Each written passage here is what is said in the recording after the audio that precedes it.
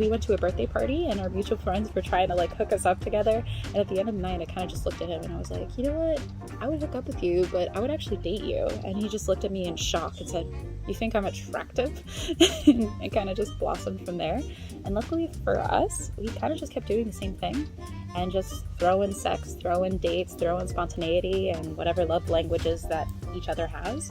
And it's worked out. We have been friends for 19 years. We've been dating going on 4 years. I think that the nature of spending a lot of time having really serious conversations about life and the future and our jobs and our careers and really what we wanted out of life, I think that that kind of evolved into something that we realized like, oh, I'm still looking at you through the lens of like when we were in high school versus looking at each other through the lens of like, you have quite literally lived an entire life that is super fascinating. It was around end of summer 2019 when I started catching feels.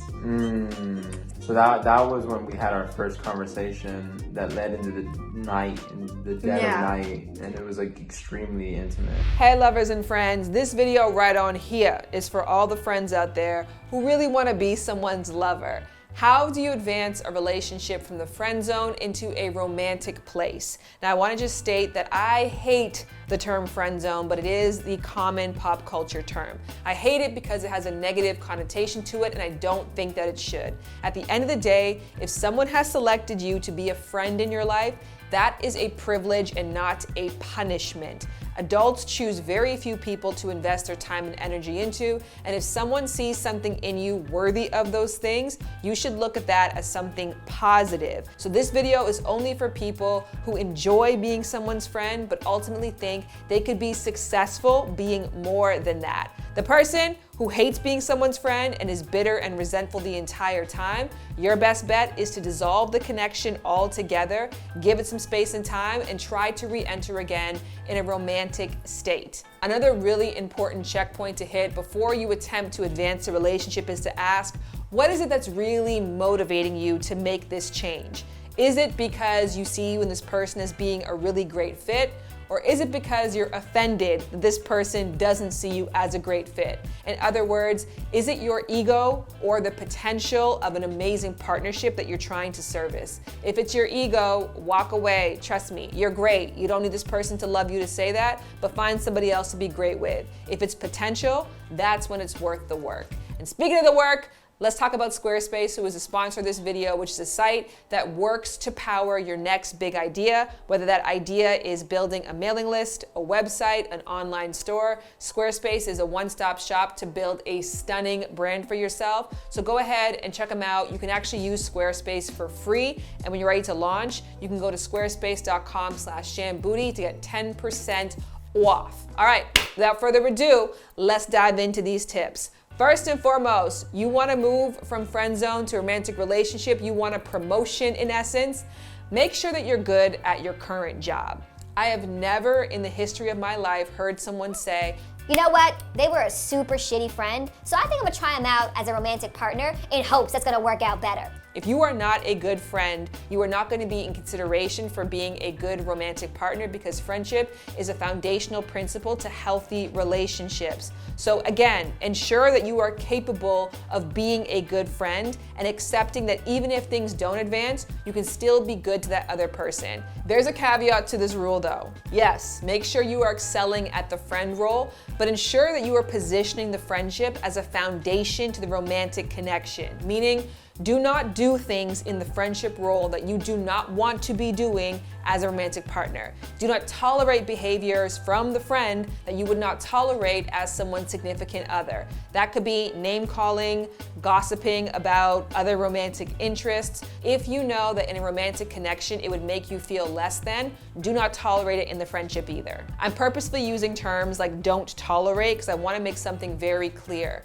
This is not about people pleasing. You are not trying to showcase how good of a friend you can be by being as agreeable and as like-minded as possible in order to woo this person into thinking we would have a happy, cohesive life together.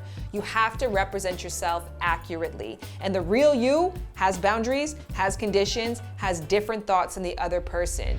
The exact moment that I knew my platonic friendship turned into something more was we were sitting down and had a conversation about our family and just seeing how much he loved his family. Again, I'd known him for years, but just having that conversation with him, it sparked something in me. And I started realizing I was developing feelings for him when during one specific night, we ended up telling each other that out of all the people in the room, we were mostly interested in each other actually. And from then on, things developed pretty quickly.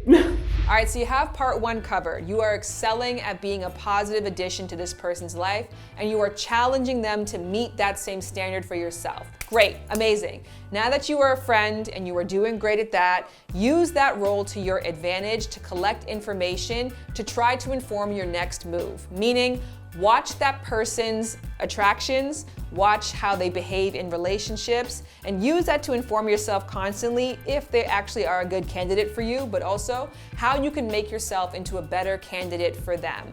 Now, if they are attracted to people who have qualities that you don't have, that you aspire to, allow that to motivate you into self-improvement. This is good because win, lose, or draw, end up with that person or not, you are going to put yourself on a path to become the best version of yourself.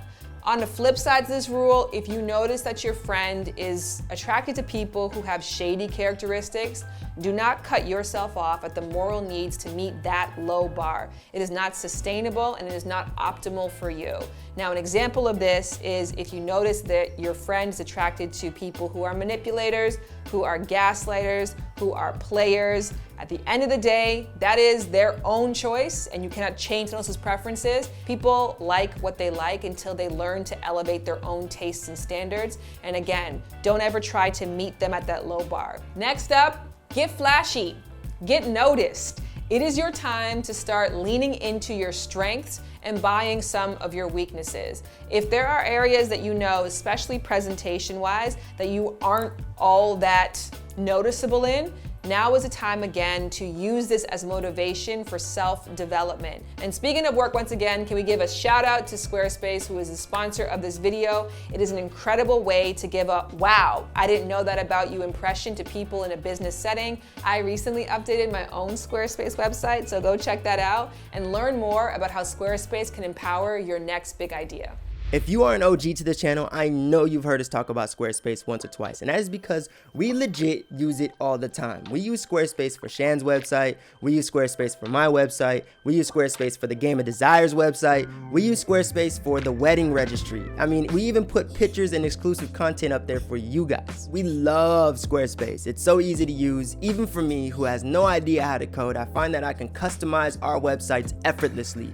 From templates to in-depth analytics to blogging tools, 2021 is gonna get started right with Squarespace and start that business that you wanna do. And if you have a mailing list that you already use, listen, Squarespace's mailing list is so cost efficient and way easier to use. So I'm just telling you, go to Squarespace, check them out, start your 2020 right, and get that business started that you've been wanting to start. If you haven't done so, go to squarespace.com, start playing around. They got a free trial. And when you're ready to launch, go to squarespace.com/shambooty to get 10% off of your first purchase of a website or a domain. Again, when you're ready to launch, go to squarespace.com/shambooty to get 10% off your first purchase of a website or a domain.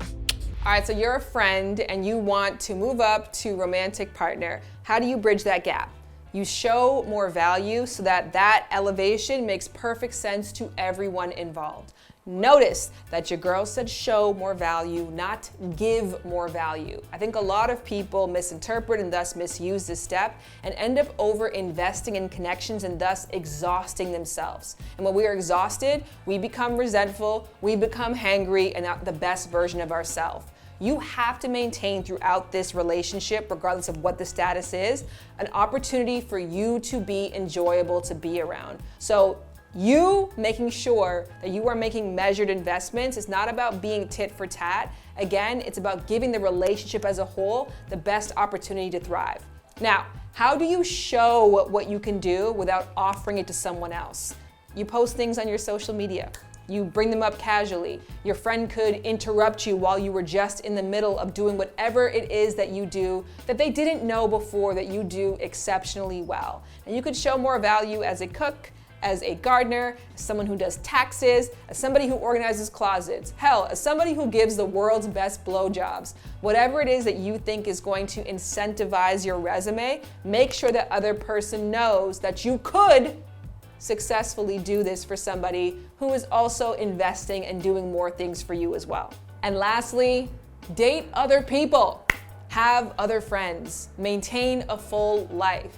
Yes, still make time for the friendship, and when you are together, be present in your connection. That does not mean you drop everything and center everything around this relationship. That isn't healthy if you guys are being romantic, and it certainly isn't healthy if you are a friend trying to advance to more. And the main principle for doing this is not because you want to create a scarcity model where they think, if I don't act now, I could regret losing them forever. It's because you want to maintain a position of ease, a position of lightheartedness. And that's hard to do when you are putting all your eggs in one basket. If you are operating from a scarcity model where this friend is your only potential for a romantic future, you are likely to become desperate, clingy, and make rash decisions within that connection. And you don't ever want to be described as desperate, clingy, or rash. So by having other people you can invest your time and hopes into, you allow yourself to be more present with the connection as is, and more light if it doesn't end up being what you ultimately want it to be. But by being more light, it is more likely to end up being what you ultimately want it to be. That is the end. Those are my tips for moving from a friend to a romantic partner. I want to do more videos about strategies for structuring healthy relationships. If you have some ideas from that, drop them in the comment section below. If you have some stories of how you made a friend into a romantic partner, drop them below. You got some horror stories, drop them below. Let's chat, and I'll see you in the next video. What's up? That's it? Got nothing else? Bye, Ryu. What tips would you give someone who is friends with someone they could see themselves being romantic with? The only thing I can think of is literally like if you're feeling something, if you're feeling like the vibes are right, chemistry's there, you guys are really enjoying each other, just to ask. See where the person stands, in all honesty. And keeping yourself. Like, I don't think we changed in how we were acting towards each other. Yeah, for sure. And just kind of flowed into something more romantic. So my tip for anyone would be just be honest and feel it out. Shoot your shot. I mean, the two outcomes are something great happens, or you just learn how to communicate better with your friend. It might be that awkward opportunity after where it's like, you're pining over me and I don't have the same feelings, or if they're really your good friend, you're gonna be able to laugh about it. But in my case, we've now been married for almost 2 years, and it's been phenomenal. I mean, I feel like I have a best friend who's now my husband.